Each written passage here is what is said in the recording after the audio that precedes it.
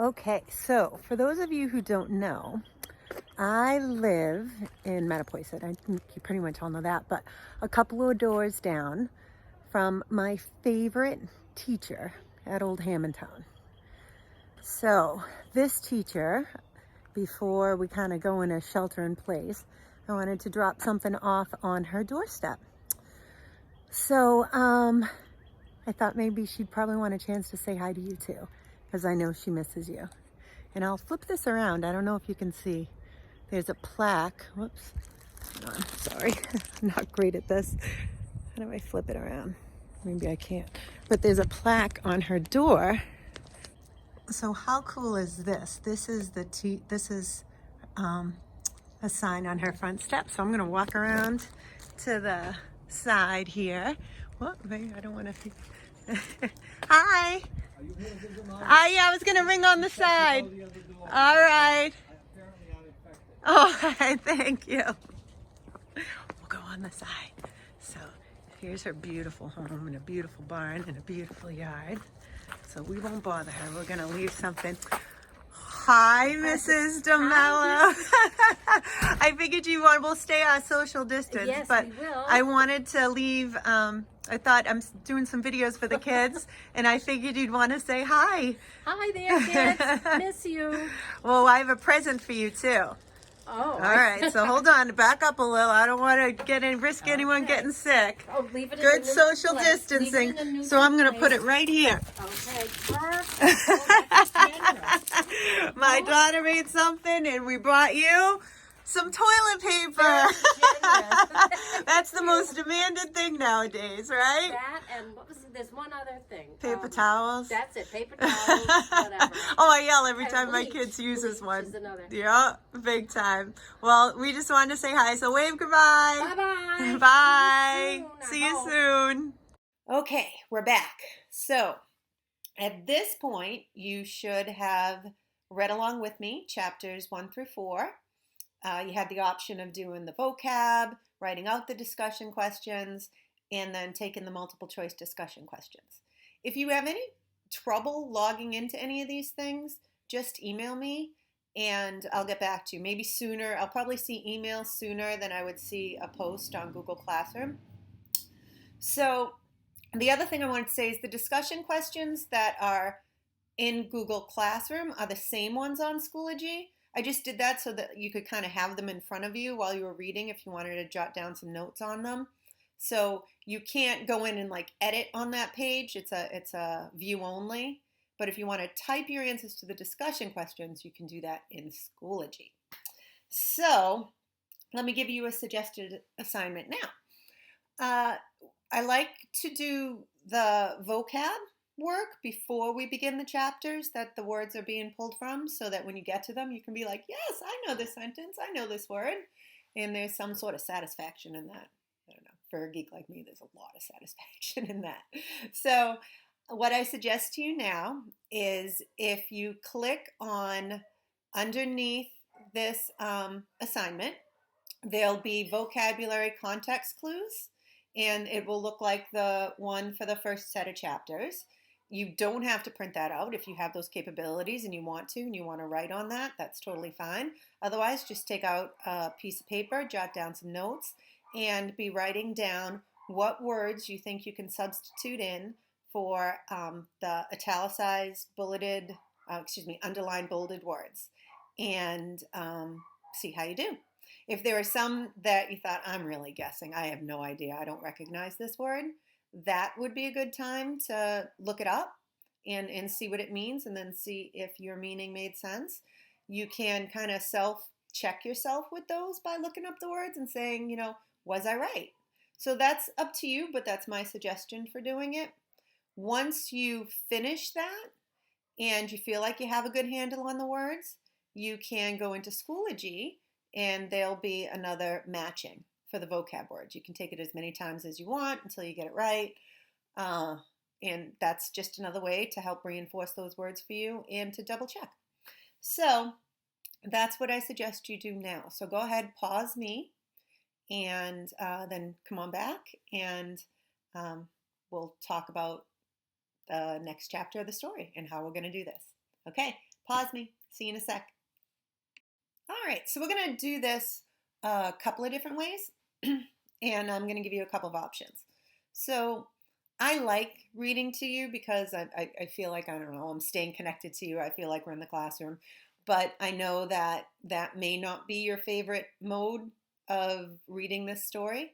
So you always have the option of, kind of going ahead.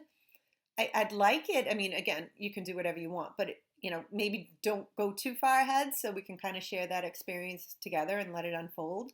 You can, so maybe today you want to read chapter 5 on your own, pause me, and then, you can listen to it again afterwards, see if I said something that maybe resonated with you that you didn't think about before.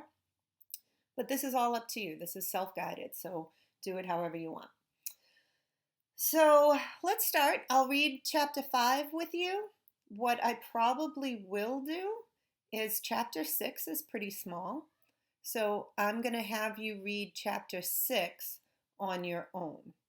And then I'm going to schedule a kind of talk for us on Friday. And I'll send that out to you with this today.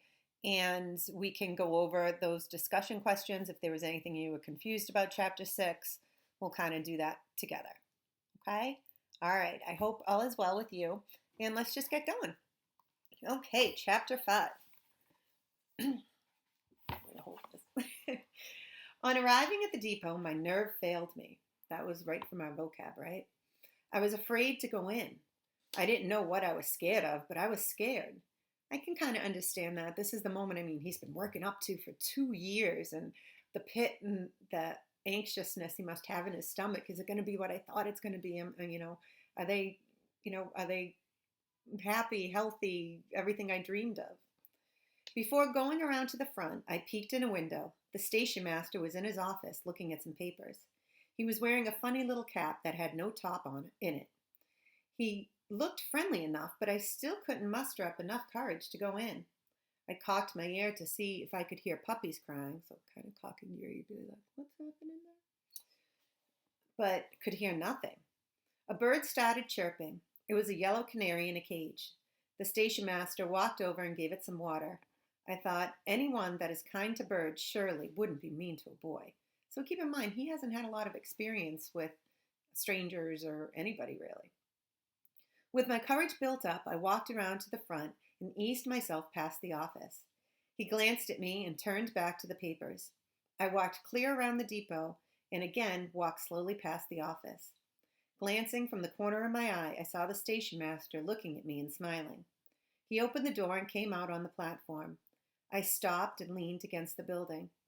Yawning and stretching his arms, he said, "It sure is hot today. Doesn't look like it's ever going to rain." I looked up at the sky and said, "Yes, sir, it is hot, and we sure could do with a good rain. We need one bad up where I come from." He asked me where I lived. I told him, up the river a ways. He said, "I have some puppies in there for a boy that lives up on the river. His name is Billy Coleman. I know his dad, but never have I seen the boy. I figured he would be in after them today." So it asked for chapter 5, our first discussion question, what's the boy's name? And then describe the events at the depot. So if I were going to start, we would start here, right? So he was a little nervous to go in, and then he met the station master who seemed nice. And I'll let you take the rest of that question from here. On hearing this remark, my heart jumped clear up in my throat. I thought surely it was going to hop right out on the depot platform. I looked up and tried to tell him who I was, but something went wrong.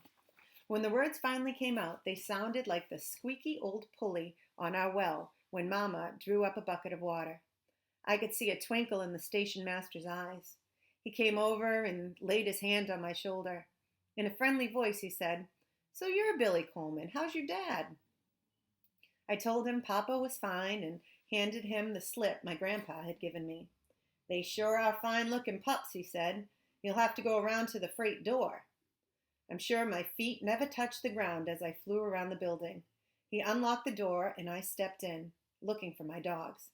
I couldn't see anything but boxes, barrels, old trunks, and some rolls of barbed wire. The station master walked over to one of the boxes. Do you want box and all? He asked. I told him I didn't want the box. All I wanted was the dogs. How are you going to carry them? He asked. I think they're a little too young to follow. I held out my gunny sack. He looked at me and looked at the sack. Chuckling, he said, Well, I guess dogs can be carried that way, same as anything else. But we'll have to cut a couple of holes to stick their heads through so that they won't smother. Getting a claw hammer, he started tearing off the top of the box. As nails gave way and boards splintered, I heard several puppy whimpers. I didn't walk over. I just stood and waited. After what seemed like hours, the box was open. He reached in, lifted the pups out, and set them down on the floor. Well, there they are, he said. What do you think of them? I didn't answer. I couldn't. All I could do was stare at them. They seemed to be blinded by the light and kept blinking their eyes. One sat down on his little rear and started crying. The other one was waddling around and whimpering. I wanted so much to step over and pick them up. Several times I tried to move my feet, but they seemed to be nailed to the floor. I knew the pups were mine, all mine, yet I couldn't move. My heart started acting like a drunk grasshopper. I tried to swallow and couldn't.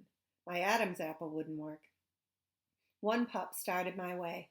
I held my breath. On he came until I felt a scratchy little foot on mine. The other pup followed. A warm puppy tongue caressed my sore foot. I heard the station master say, They already know you. Aww. I knelt down and gathered them in my arms. I buried my face between their wiggling bodies and cried. The station master, sensing something more than just two dogs and a boy, waited in silence. Rising with the two pups held close to my chest, I asked if I owed anything. He said, There is a small feed bill, but I'll take care of it. It's not too much anyway. Taking his knife, he cut 2 slits in the sack. He put the pups in it and worked their heads through the holes. As he handed the sack to me, he said, Well, there you are. Goodbye and good hunting. Walking down the street toward town, I thought, now maybe the people won't stare at me when they see what I've got.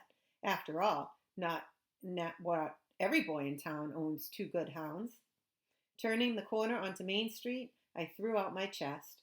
I hadn't gone far before I realized that the reception I got wasn't what I thought it would be. People began to stop and stare. Some even snickered. So snickered is kind of like partially like a hidden laugh. Usually has a mean, when we talked about connotations, has a mean connotation to it, like, you see that? I couldn't understand why they were staring. Certainly it couldn't be at the 2 beautiful hound pups sticking out of the gunny sack. Thinking that maybe I had a hole in the seat of my breeches, which are his pants or his overalls, I looked over to my reflection in a plate glass window. I craned my neck for a better view of my rear. I could see a patch there, all right, and a few threadbare spots, but no whiteness was showing through. I figured that the people were just jealous because they didn't have 2 good hounds. I saw a drunk coming. He was staggering all over the street. Just as he was passing me, I heard him stop. As I looked back, I saw he was staring wide-eyed at my sack. Closing his eyes, he rubbed them with his hands. Opening them again, he stared. Shaking his head, he staggered on down the street.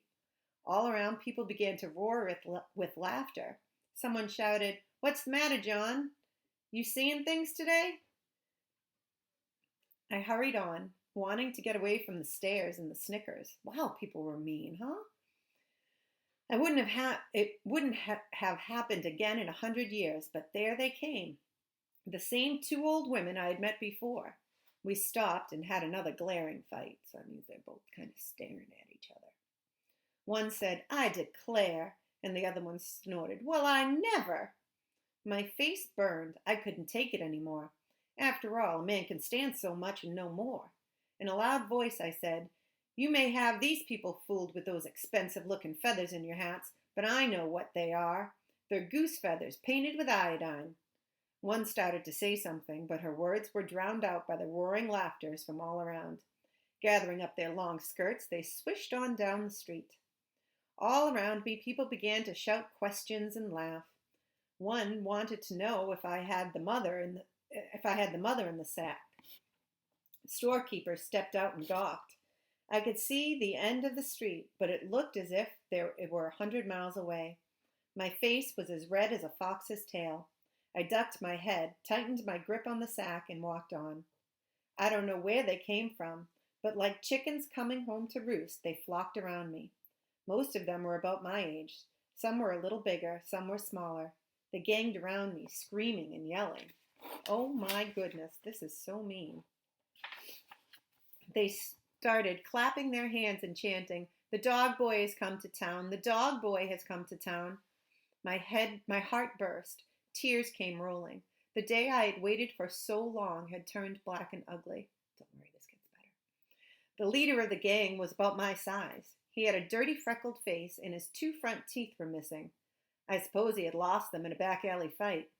His shock of yellow sunburnt hair bobbed up and down as he skipped and jumped to the rhythm of the dog boy song. He wore a pair of cowboy boots. They were 2 sizes too big for him, no doubt handed down by an older brother. He stomped on my right foot.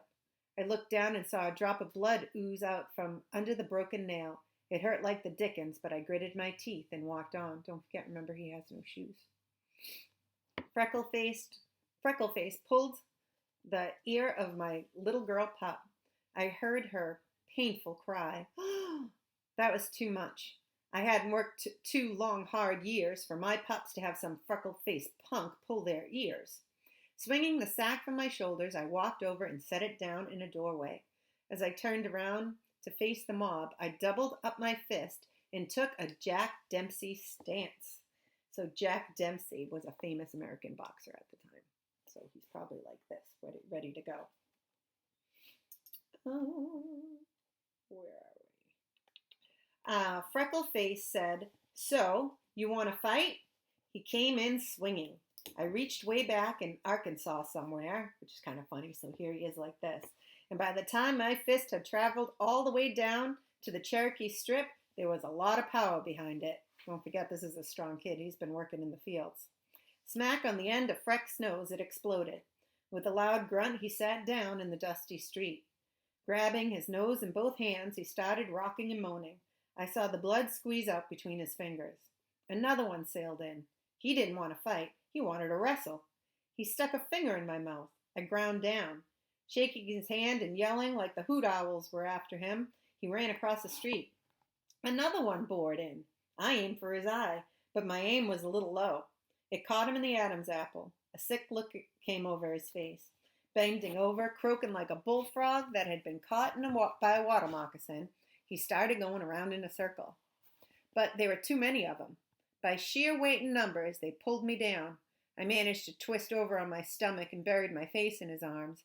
I could feel them beating and kicking my body. Oh my gosh, this poor kid. Is anybody else worried about his dogs? Where are his dogs during all this? All at once, the beating stopped. I heard loud cries from the gang. Turning over on my back, I was just in time to see the big marshal plant a number 12 boot in the seat of the last kid. I just knew I was next. I wondered if he'd kick me while I was down. I lay where I was. He started toward me.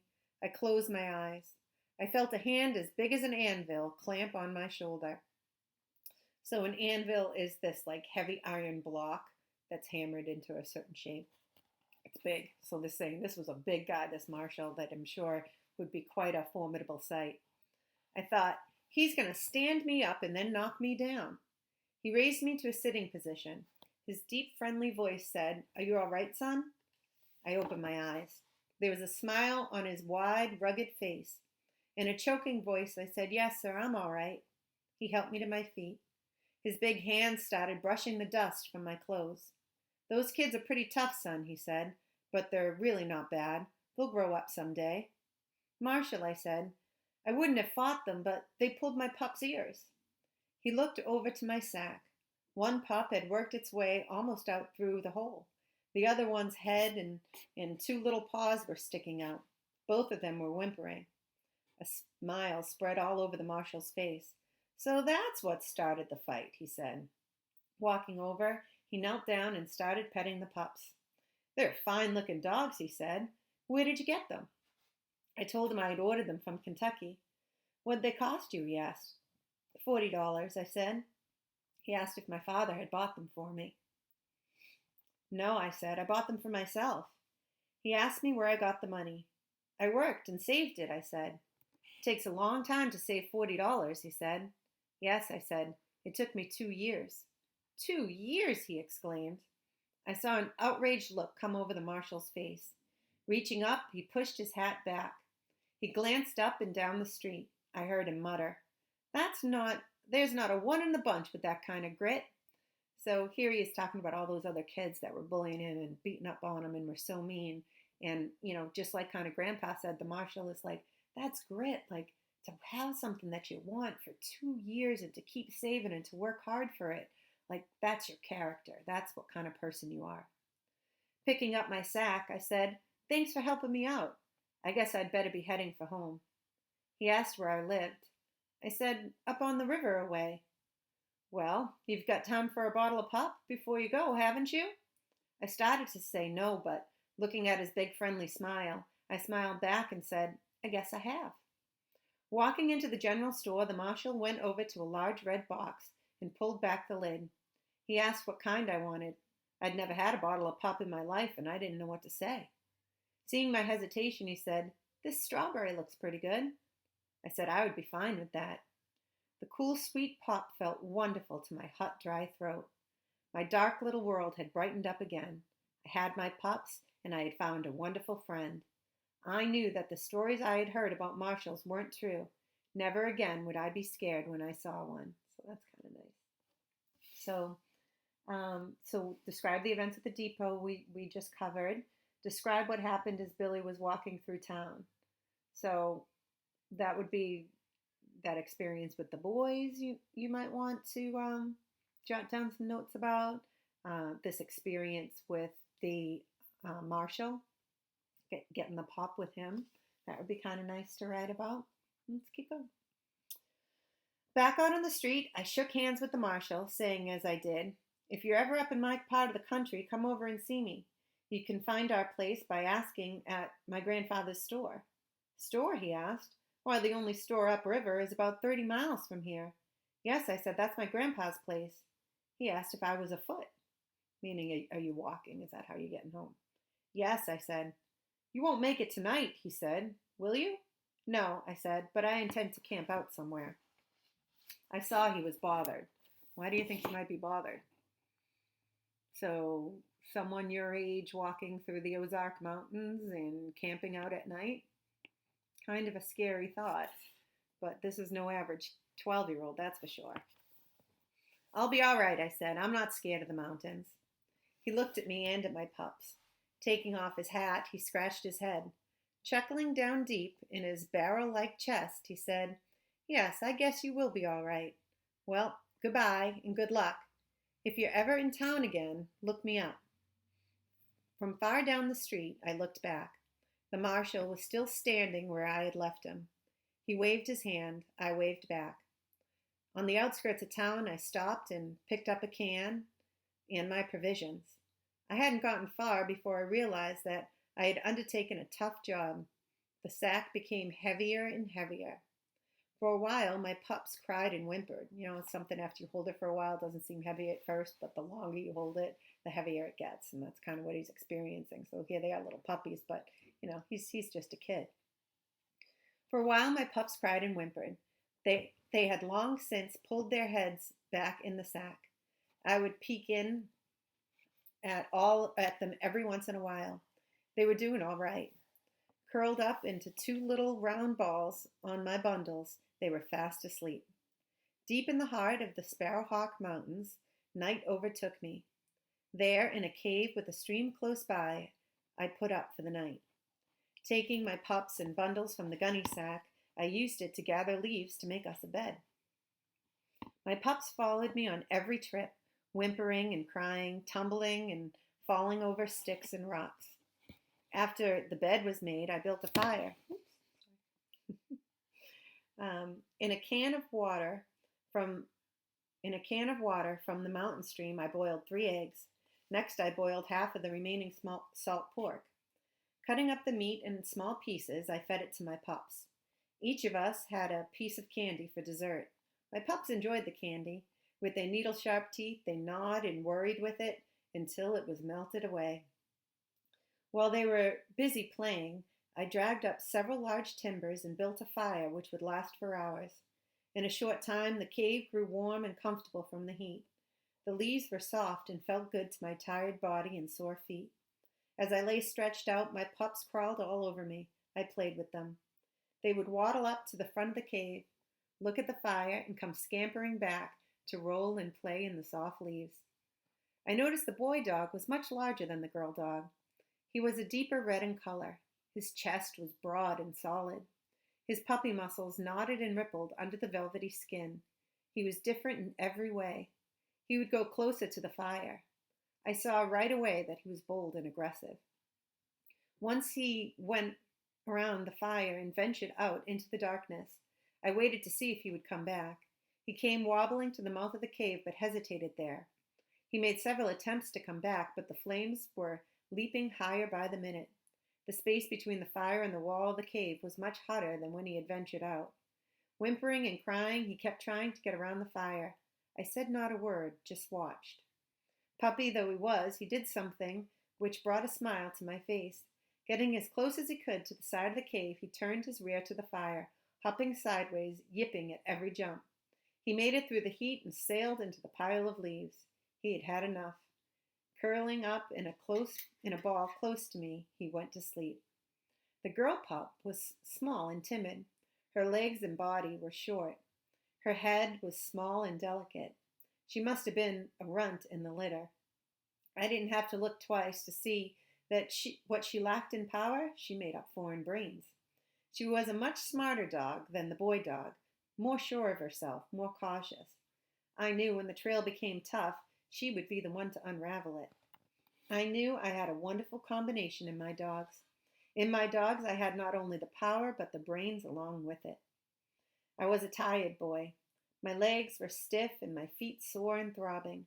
My shoulders were red and raw from the weight of the sack. I covered my pups up in the leaves and moved my body as close to them as I could. I knew as the night wore on and the fire died down, the chill would come. Tired but happy, I fell asleep. Along in the silent hours of the night, I was awakened. I opened my eyes but didn't move. I lay and listened, trying to figure out what it was that had aroused me. At first, I thought one of my pups had awakened me by the moving and whimpering. I discarded this thought, for I could see that they were both fast asleep. I decided it was my imagination working. My fire had burned down, leaving only a glowing red body of coals. The cave was dark and silent. A chill from the night had crept in. I was on the point of getting up to rebuild my fire when I heard what had awakened me. At first, I thought it was a woman screaming. I listened. My heart began to pound. I could hear the strain all over my body as nerves grew tighter and tighter. So a couple things here just to pause, maybe talk about for a second. We talk about making connections, and that's how things kind of have relevance for us and have more meaning because we have similar situations. So think about if you've had any animals or anyone you know has had animals and how they all have kind of their own different personalities. Over time, if you've had, more than one pet, or, ones are more friendlier, some are more timid, some are definitely smarter. And so this is already, he's seeing them in their personality as a puppy. And when you hear about like animal noises and stuff, if any of you live in or around wooded areas, I know I've recorded some pretty funky noises at night going, well, what is that? It does sound like somebody screaming. So they can kind of sound like that too. So those are kind of connections that you can make. And Viv, I loved your comment about the raccoon and how it chewed its way out on the video. So yes, that happens. Like you said, they're smart. It came again, closer this time. The high pitch of the scream shattered the silence of the quiet night. The sound seemed to be all around us. It screamed its way into the cave and rang like a blacksmith's anvil against the rock walls. The blood froze in my veins. I was terrified. Although I had never heard one, I knew what it was. It was the scream of a mountain lion. The mountain lion is a very vicious animal. The big cat screamed again. Leaves boiled and stirred where my pups were. In the reflection of the glowing coals, I could see that one was sitting up. It was the boy dog. A leaf had become entangled in the fuzzy hair of his floppy ear. The ear flickered, the leaf dropped. Again the hellish scream rang out over the mountains. Leaves flew as my pup left the bed. I jumped up and tried to call him back. Reaching the mouth of the cave, he stopped. Raising his small red head high in the air, he bawled his challenge to the devil cat. The bawl must have scared him as much as it had startled me. He came tearing back. The tiny hairs on his back were standing on end. My father had told me lions were scared of fire. I started throwing on more wood. I was glad to see I'd dragged up a good supply while making camp. Hearing a noise from the bed, I looked back. The girl pup, hearing the commotion, had gotten up and joined the boy dog. They were sitting side by side with their bodies stiff and rigid, their beady little eyes bored into the darkness beyond the cave. The moist tips of their little black noses wriggled and twisted as if trying to catch a scent. What I saw in my pups gave me courage. My knees quit shaking and my heart stopped pounding. I figured the lion had scented my pups. The more I thought about anything harming them, the madder I got. I was ready to die for my dogs. Already he has this intense love for them. Every time the big cat screamed, the boy dog would run to the mouth of the cave and bawl back at him. I started whooping and throwing rocks down on the mountainside, hoping to scare the lion away. Through the long hours of the night, I kept this up. The lion prowled around us, screaming and growling, first on the right and then on the left, and above and below. In the wee hours of morning, he gave up and left to stalk other parts of the mountains. I'm sure he thought he didn't stand a chance against two vicious hounds and a big hunter. All right, so that's the end of chapter 5. So, what did Billy encounter while camping that night, and what did he do about it? So you could talk about a little bit in your discussion question about like kind of the emotions that he had around it and such. So I'm going to stop reading for today.